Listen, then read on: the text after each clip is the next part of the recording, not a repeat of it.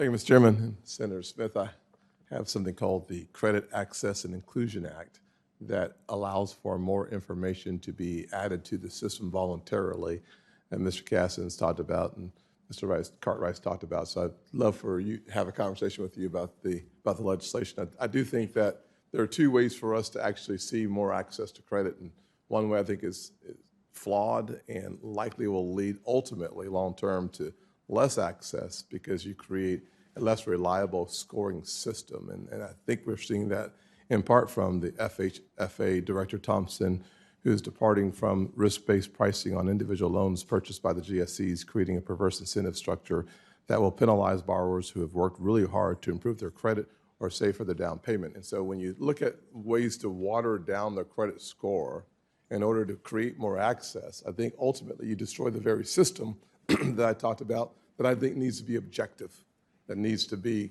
based on the credit risk itself. And there are ways for us to make sure that specifically minority borrowers who are more often than not going to be renting a home, not owning the home, based on the fact that 41% of African Americans today own their homes, which means that ultimately 59% do not. So if you're not including the rent payment, if you're not including the other beyond credit card payments, the utility payments, the phone bill, the mobile phone bills, there are other ways for us to make sure. And if we're doing those things and adding them in, we are creating a more fair yet objective system. And Mr. Caston, I know that you talked a little bit about Boost in your opening comments. My question to you is, how's it going, number one? Number two, do you find that the accuracy of the information that's being inputted is consistent with the same level of accuracy that allows you to still have a fairly objective system? Well, thank you, Senator. Yes, since we launched Boost, which was in 2019, we've had over 12 million consumers add additional trade lines to their credit reports. And we do this through a fairly simple process. We gain access to their checking account. It's consumer permission, so the consumer opts in to do this. We look for these trade lines and we add them to the credit report, and then we immediately rescore them. What we found is that over half of the consumers that have done this have seen some fairly material increase in their credit scores.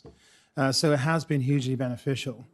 It is, we've worked with the industry to ensure that that it works and that the information is valid to be included. So the scoring systems work. We've worked with all the scoring companies. So we believe this is a very effective way of actually helping people who have thin credit files, and ultimately also for people who have no credit history. So very proactive step. We did take a further step, Senator, more recently with the launch of a product called Experian Go, which is actually targeted at people who have no credit history, and so they can establish an account with Experian for the first time.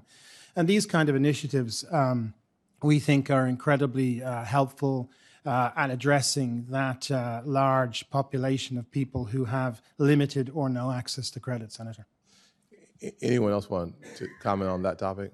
Senator, I agree with Brian, as well as your points around more data results in better decisions. And we have some large databases of non-traditional credit data. For example, we have a database of 220 million American cell phone payment records and utility records. Yes. And we've recently taken that data and added it to our mortgage credit file.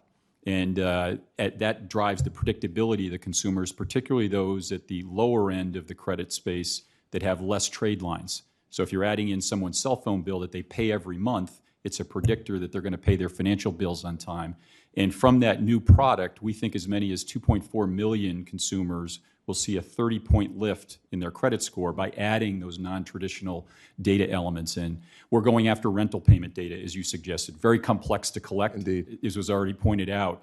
But we have a big priority around adding non-traditional data sources to expand access to credit. I know I'm running out of time, so I'll just say this. The use of objective standards is so critically important. And I see this move across the country that somehow we're going to make the lives specifically of minorities better by eliminating objective standards in everything, in education, in credit scores. And that, to me, is insulting as an African American, that the only way for me to be competitive is for you somehow to eliminate the thresholds. That's ridiculous. I can't think of anything more ridiculous than that. I'd say this on this topic. There's lots of things more ridiculous than that, but not on this topic. I also hope that you all are spending a lot of time investing in financial literacy as a path forward to helping people understand and appreciate the necessity. What you look like on paper might become the most important single factor in how you live your life in the future as it relates to being creditworthy. Thank you.